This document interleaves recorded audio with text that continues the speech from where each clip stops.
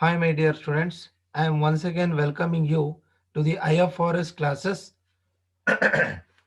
In this IFRS class, we discussing about the second chapter problems. We discussing about the second chapter problems. In this second chapter, we getting the problems from the different accounting standards. We getting the problems from different accounting standards. So in those, so what's how many standards we getting the problems here?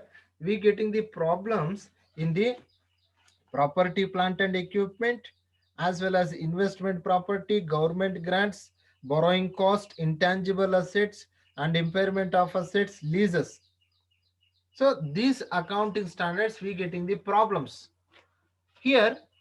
Among these, the first accounting standard, what we getting the problems here. The first one we should discuss about the format. It is not a mandatory format, it is a suggested format. Suggested format ಅಂತ ಹೇಳಿದ್ರೆ ಇಲ್ಲಿ ನಾವು prepare ಮಾಡಿರುವಂತ format ಇದು. For the easy convenience or easy understanding of students, ನಿಮಗೆ ಅರ್ಥ ಆಗಬೇಕು ಅಂತ ಹೇಳ್ಬಿಟ್ಟು ನಾವೇನ್ ಮಾಡಿದೀವಿ, we prepared this format. So here we getting problems based on this format as well as another method also. ಅಂದ್ರೆ ಇಲ್ಲಿ ಪ್ರಾಪರ್ಟಿ ಪ್ಲಾಂಟ್ ಅಂಡ್ ಎಕ್ವಿಪ್ಮೆಂಟ್ ಮೇಲೆನೆ ಟೂ ಡಿಫ್ರೆಂಟ್ ಟೈಪ್ಸ್ ಅಲ್ಲಿ ಪ್ರಾಬ್ಲಮ್ಸ್ ಬರುತ್ತೆ. ಒಂದು ಫಾರ್ಮೆಟ್ ಬೇಸ್ಡ್ ಪ್ರಾಬ್ಲಮ್ಸ್ ಬರುತ್ತೆ, ಇನ್ನೊಂದು ಫಾರ್ಮೆಟ್ ಇಲ್ದಿರ indirect type ಅಲ್ಲಿ ಪ್ರಾಬ್ಲಮ್ಸ್ ಮಾಡುವಂತದ್ದು ಇರುತ್ತೆ. ಈ ಎರಡೂ ಟೈಪ್ ಅನ್ನ ನೀವು ತಿಳ್ಕೊಬೇಕಾಗುತ್ತೆ. ಫಸ್ಟ್ ಆಫ್ ಆಲ್ ನೋಡಿ, problems on property, plant and equipment, Indian accounting standard 16. So ಇದರಲ್ಲಿ first of all format for computation of property, plant and equipment. So property, plant and ಎಕ್ವಿಪ್ಮೆಂಟ್ಗೆ ಯಾವ ಒಂದು ಬೇಸ್ಡ್ ಆನ್ ಫಾರ್ಮೆಟ್ ಅಲ್ಲಿ ನಾವಿಲ್ಲಿ problems ಅನ್ನ find out ಮಾಡ್ತಾ ಹೋಗ್ತೀವಿ. So here ಇಲ್ಲಿ ನಾವು original cost of the asset ಅನ್ನ ಫೈಂಡ್ ಔಟ್ ಮಾಡೋದಕ್ಕೆ ಈ ಫಾರ್ಮೆಟ್ ನ ಯೂಸ್ ಮಾಡ್ತೀವಿ. Cost of the asset, that may be machinery, equipment, plant, building, anything else. So ಯಾವ್ದಾದ್ರು ಆಗಿರ್ಬೋದು. ಸೊ ಅದನ್ನ ನಾವು ಕ್ಯಾಲ್ಕುಲೇಷನ್ ಮಾಡೋದಕ್ಕಾಗಿ ಈ ಫಾರ್ಮೆಟ್ ನ ಯೂಸ್ ಮಾಡ್ತಾ ಹೋಗ್ತೀವಿ. ಫಾರ್ಮೆಟ್ ಅಲ್ಲಿ ನೋಡಿ, first of all we should record the purchase price. First of all, we should record the purchase price of the asset. So what is the purchase price of the asset? Either they may be given 2 lakhs, 4 lakhs, 5 lakhs.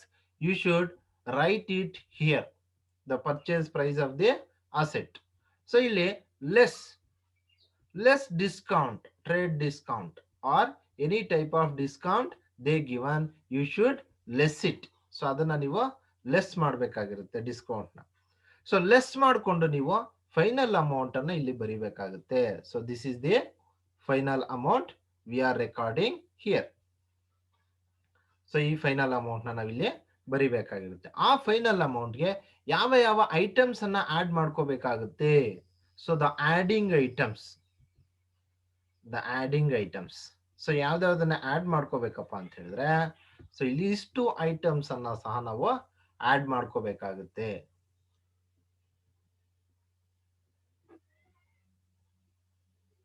So ಯಾವ್ದಾವ್ದನ್ನ add ಮಾಡ್ಕೊಳ್ತೀವಿ ಇಲ್ಲಿ, import duty. So ಇಲ್ಲಿಂದ ನೋಡ್ಕೊಂಡ್ ಬನ್ನಿ, import duty ಏನಾದ್ರು ಇಲ್ಲಿ import ಮಾಡ್ಕೊಳ್ತಾ ಇದ್ರೆ ಸೊ ಇಂಪೋರ್ಟ್ ಡ್ಯೂಟಿನ ಆಡ್ ಮಾಡ್ಕೊಳ್ತೀವಿ. ಆಸ್ ವೆಲ್ ಆಸ್ ಫ್ರೈಟ್ ಅನ್ನ ಆಡ್ ಮಾಡ್ಕೊಳ್ತೀವಿ.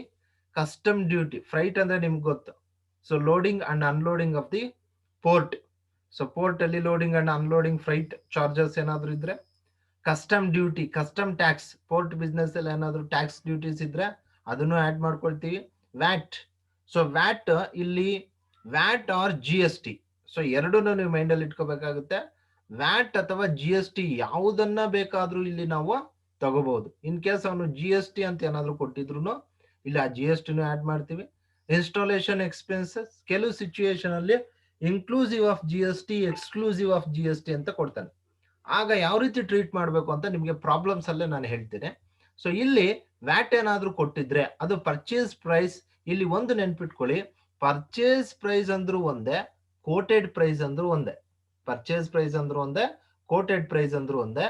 ಸೊ ಅಲ್ಲಿ ವ್ಯಾಲ್ಯೂ ಆಡೆಡ್ ಟ್ಯಾಕ್ಸ್ ನಿಮಗೆ ಪರ್ಚೇಸ್ ಪ್ರೈಸ್ ಮೇಲೆ ಪ್ರೊವೈಡ್ ಮಾಡಿರ್ತಾನೆ. ಸೊ ಅದನ್ನ ನೀವು ಕ್ಯಾಲ್ಕುಲೇಷನ್ ಮಾಡ್ಕೋಬೇಕಾಗುತ್ತೆ.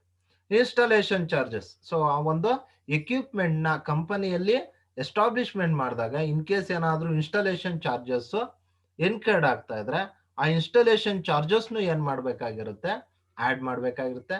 ಟ್ರಾನ್ಸ್ಪೋರ್ಟೇಷನ್ ಕಾಸ್ಟ್ ನ ಆಡ್ ಮಾಡಬೇಕು. ಎರೆಕ್ಷನ್, ಎರೆಕ್ಷನ್ ಅಂತ ಹೇಳಿದ್ರೆ ವೆರಿಫಿಕೇಶನ್ ಮಾಡುವಂತ ಸಂದರ್ಭದಲ್ಲಿ ಏನಾದ್ರೂ ಕಾಸ್ಟ್ ಇನ್ಕರ್ಡ್ ಆಗಿದ್ರೆ ಸೊ ಅದನ್ನು ಸಹ ನಾವಿಲ್ಲಿ ಆಡ್ ಮಾಡ್ಬೇಕಾಗಿರುತ್ತೆ.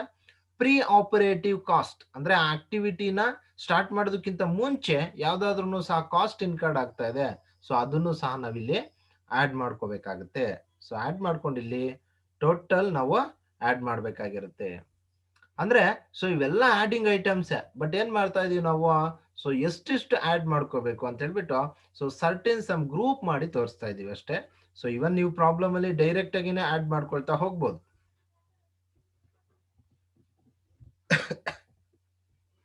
ಇಲ್ಲಿ ನೋಡಿ further, so next adding items ಯಾವ್ದಾವ್ದಿದೆ. Consultation fees you should add it. Cost of the employee benefit, ಎಂಪ್ಲಾಯೀಸ್ಗೆ ಎಚ್ ಆರ್ ಎ ಆಗಿರ್ಬೋದು, ಡಿ ಎ ಆಗಿರ್ಬೋದು, ಟಿ ಎ ಆಗಿರ್ಬೋದು, ಯಾವ್ದಾದ್ರು ನಾವು ಬೆನಿಫಿಟ್ಸ್ ನ ಪ್ರೊವೈಡ್ ಮಾಡ್ತಾ ಇದ್ರೆ ಆಡ್ ಮಾಡ್ತೀವಿ.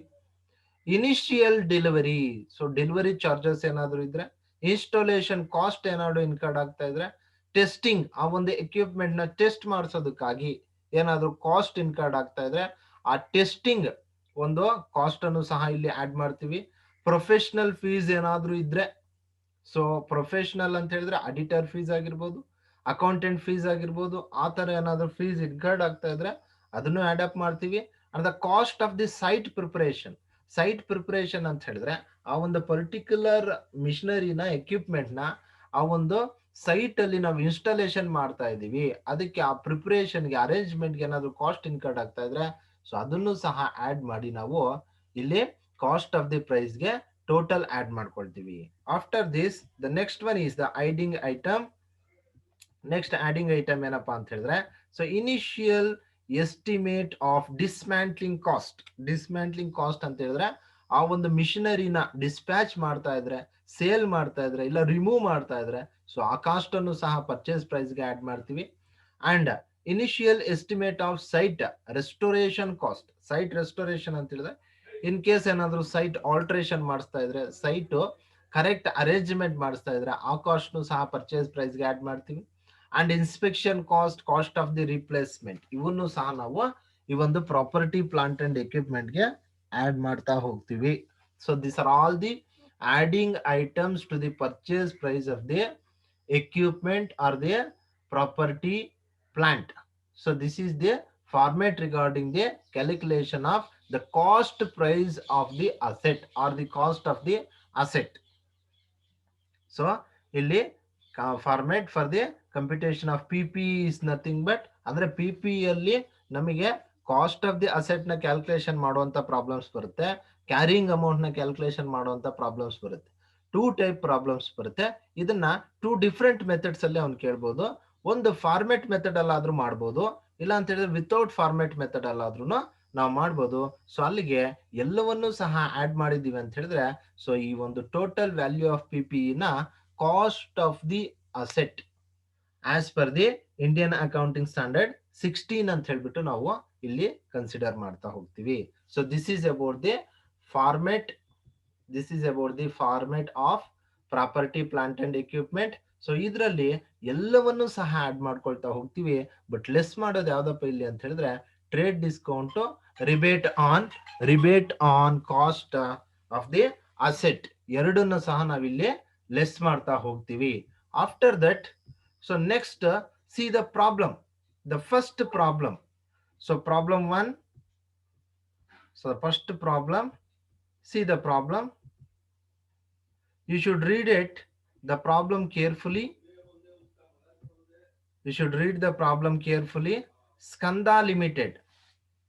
So ಯಾವ ಒಂದು ಕಂಪನಿ ಇದಿರುತ್ತೆ, Skanda limited setup, Skanda limited setup a manufacturing plant near industrial area.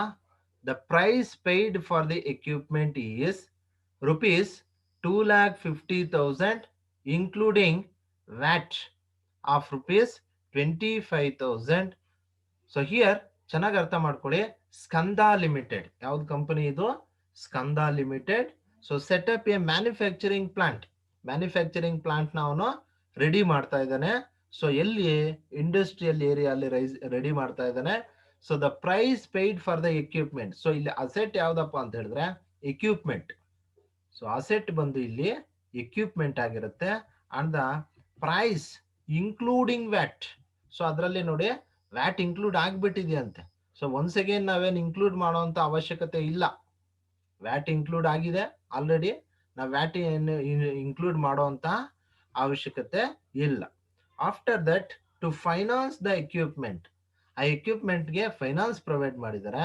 The company took a bank loan of rupees 50,000 at an interest rate of 14.50 per annum. Additional cost including.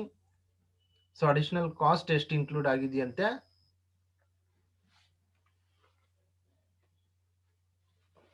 So additional cost ಎಷ್ಟು include ಆಗಿದೆ ಇಲ್ಲಿ?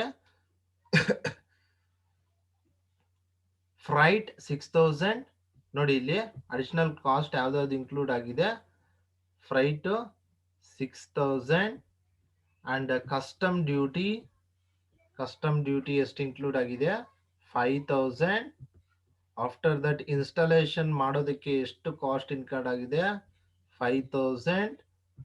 And rupees 1,000 is for the rupees 1,000 is for the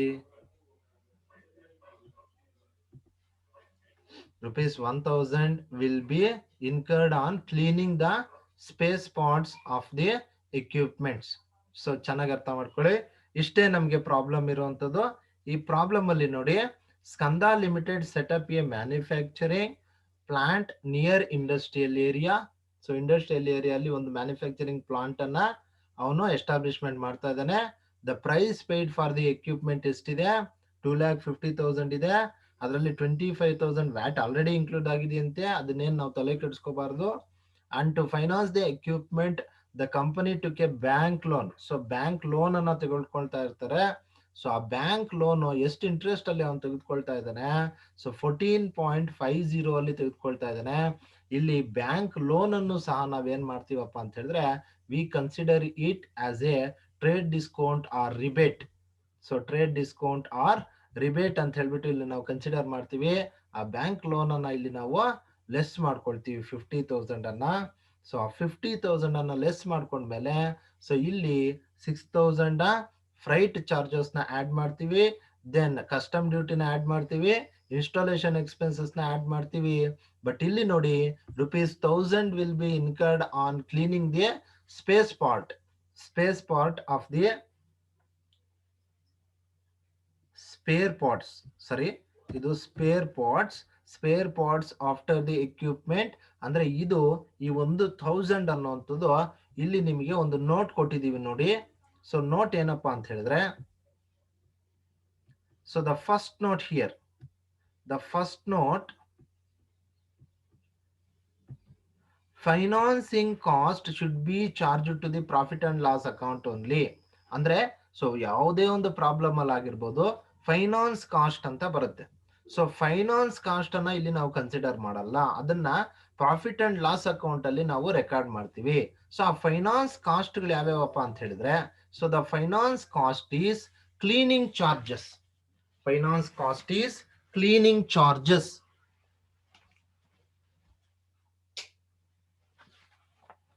finance cost ಯಾವ್ದಪ್ಪ ಅಂತ ಹೇಳಿದ್ರೆ cleaning charges, ಅದು finance cost ಆಗಿರುತ್ತೆ. ಆ ಒಂದು ಕ್ಲೀನಿಂಗ್ ಚಾರ್ಜಸ್ ಅನ್ನ ನಾವು ಪ್ರಾಫಿಟ್ ಅಂಡ್ ಲಾಸ್ ಅಕೌಂಟ್ ಅಲ್ಲಿ ರೆಕಾರ್ಡ್ ಮಾಡ್ತೀವಿ, ಇಲ್ಲಿ ರೆಕಾರ್ಡ್ ಮಾಡೋದಿಲ್ಲ. So there for cleaning charges of ₹1,000 should be charge to profit and loss account.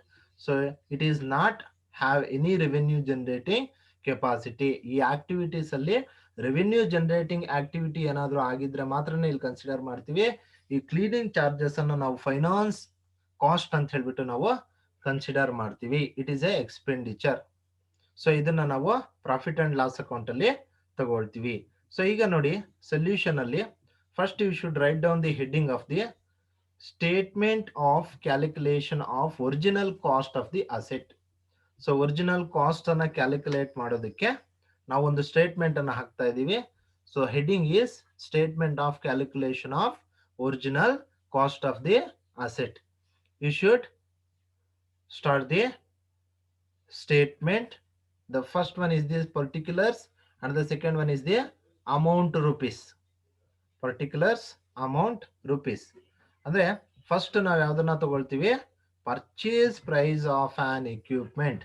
So the purchase price of an equipment ಎಷ್ಟಿದೆ, 2,50,000 ಅಲ್ಲಿ ಈ 50,000 ಯಾವ್ದಪ್ಪ ಅಂತ ಹೇಳಿದ್ರೆ loan amount. So loan amount ಅನ್ನ ನಾವಿಲ್ಲಿ ಮೈನಸ್ ಮಾಡ್ಕೊಳ್ತೀವಿ. What is the total value of the purchase price of the asset is 2 lakhs. 2 lakhs ಇರುತ್ತೆ.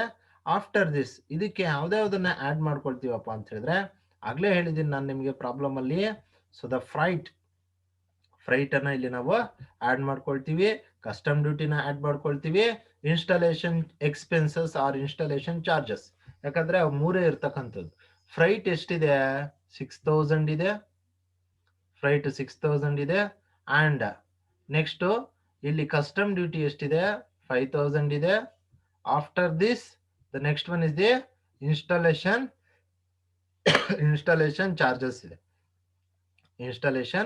ಚಾರ್ಜಸ್ ಇದೆ.